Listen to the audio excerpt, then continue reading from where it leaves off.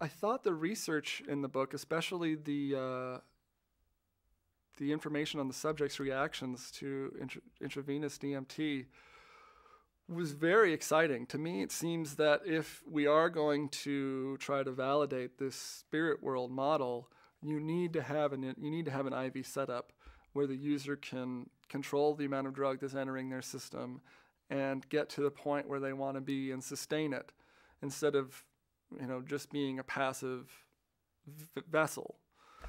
And the work you did shows that that's possible. That it's possible to get people into that space where they're having these reactions and they can be studied.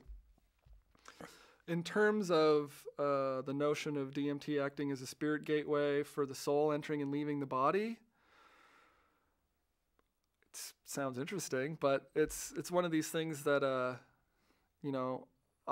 I've had near-death experiences in my life where I felt my spirit leave my body, non-drug experiences.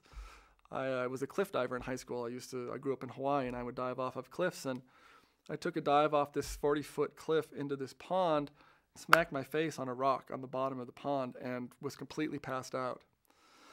And I left my body, and I went into the tunnel of light, and I had the classic near-death experience where I was ready to enter into the afterlife until I realized that I needed air. And at that point, I broke through the surface of the water and came back into my body with my breath. I was back in my body.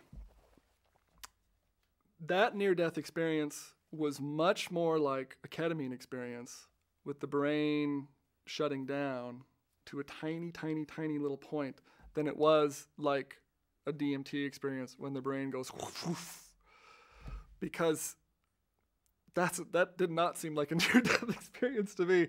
It felt more like a pocket universe opened up in my brain.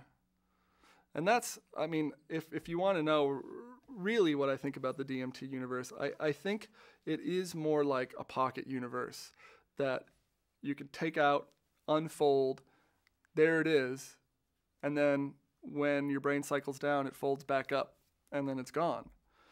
And it's not autonomous. It can't exist without us there to bring it about. And the beings inside it may be real beings, and they may be very happy that you've decided to unfold this pocket universe, because otherwise they're stuffed into a nothing. They're stuffed into a black hole somewhere. And when they come out, that's why they're so happy to see you. They say, hooray, hooray, you've let us out. We've been trapped for so long. And then when the drug wears off, they go, no. And then they're locked back in their box again.